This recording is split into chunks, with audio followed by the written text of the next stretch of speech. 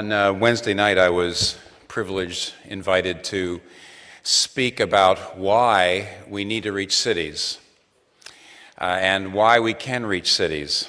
It was more of a, what is our motivation? What is our reasoning for reaching cities? I said that night that even though you need churches everywhere there's people, the fact is the people are moving into cities much faster than the church is moving into cities. The church has got to go where the people are. That just makes sense. And the city is underserved by the church. So we talked about the reasons why, but what I want to do now is talk about what I mentioned very briefly that night, and that is how. How do you reach cities? And I'd like to suggest two ways. One, through planting and renewing churches that are contextual to the city, and then secondly, by establishing citywide gospel movements. Contextual churches and citywide gospel movements. Now, by contextual churches, I mean this. There's China, then there's urban China. There's America, then there's urban America. The differences between America and urban America are enormous. And yet it's typical in most, I think, parts of the world for Christianity to be forged in the non-urban parts of the country. And so there's a way of speaking, a way of communicating, a way of living together, a way of organizing the church that fits perfectly that part of the world, that part of the country. And then what typically happens is people just pick those churches up and set them down in the middle of cities, a completely different kind of context, an urban context, and they don't seem to be effective, and everybody says, what's wrong? It must be those awful city dwellers, they just don't love Jesus. When actually it's because we haven't created contextual churches. And let me just give you a quick list of 10 things that would be some examples of what I mean by a church that's contextualized for the city. None of these things, well, I would say most of these things are not, none of these things are unique all by themselves. I would say many churches outside of cities might be characterized by these things as well, but churches in the city have to be characterized by them. And here's what they are. Number one, I mentioned about half of them on Wednesday night very briefly. Number one, churches that are contextualized for the city have to be extremely culturally sensitive. And here's why. Our culture is largely invisible to us.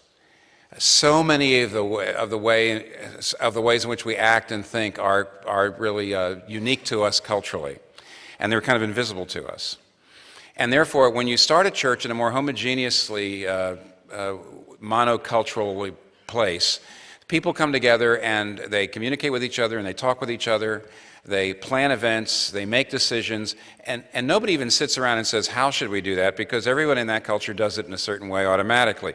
When you go into cities, you are going to be uniting people from different cultures in the same church.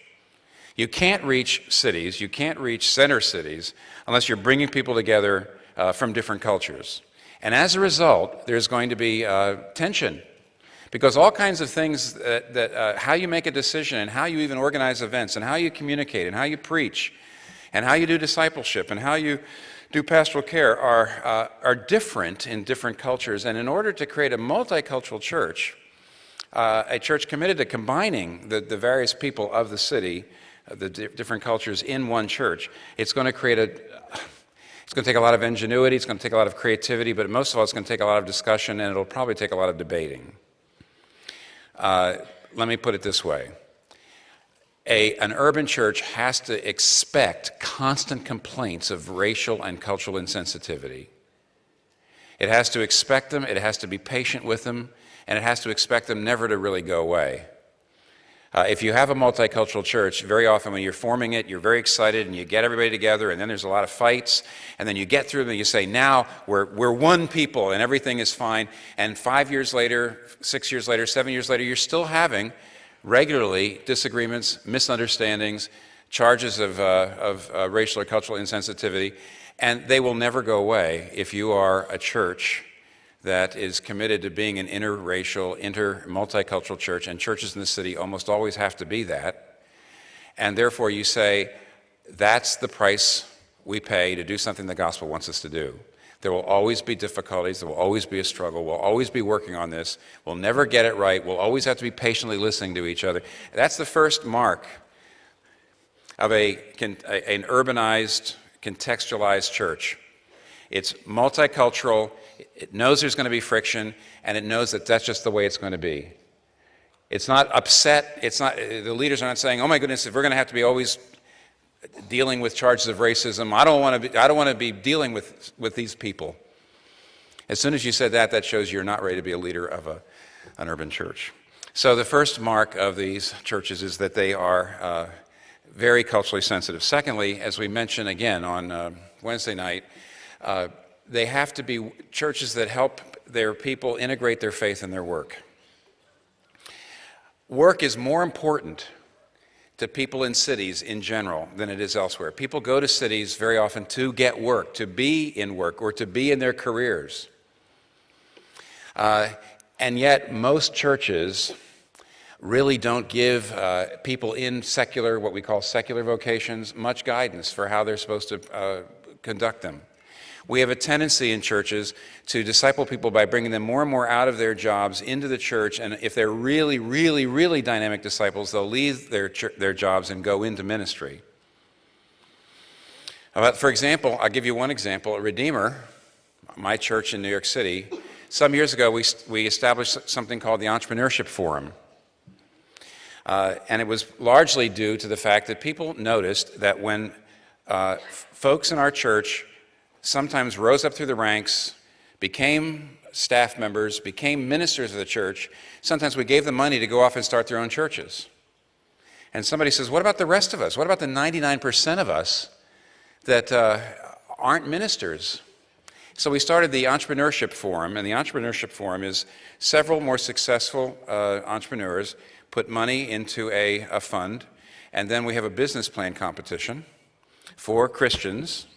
And we ask people to give a business plan for a for-profit, a non-profit, and an arts initiative. And every year we give startup money to help people get a for-profit started or a non-profit started, which usually helps the poor, or an arts initiative started.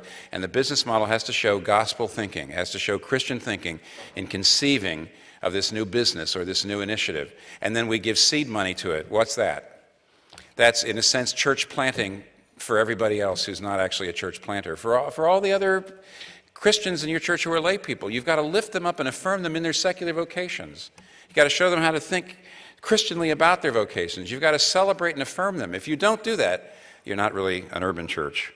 Thirdly, in general, urban people versus suburban or rural people are edgy. That is, they like cutting-edge things. They like change. They like sometimes disorder. They like diversity. People outside of cities like order. They like stability. They like safety.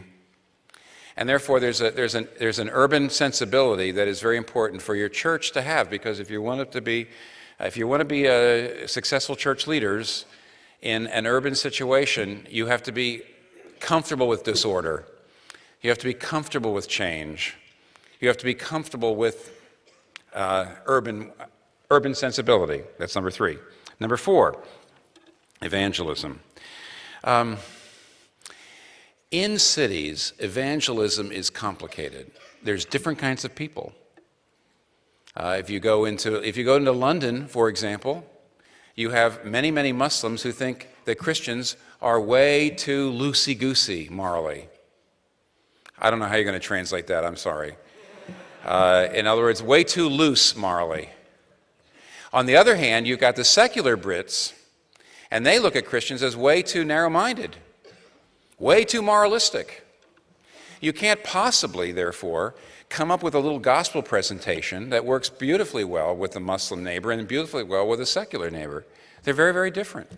In cities, evangelism has to be a high priority for a church. You can only really grow in cities through evangelism. The only other way to grow in a city besides evangelism is to suck Christians out of the other churches in the city, which doesn't help the body of Christ in the city very well at all. You have to be intensely evangelistic, but in the cities, the kind of research you have to do in apologetics and understanding the things that the popular culture, or the things that the different people groups, understanding their worldview, and coming up with very different kinds of evangelistic approaches for very different kinds of people, that's all the kind of work that in an urban church you have to do. Sixth, along with intense evangelism, your church needs to be famous for its care for the poor. If the city sees you only evangelizing and growing that way, they will assume you're just out for power and money because you're just trying to increase your tribe.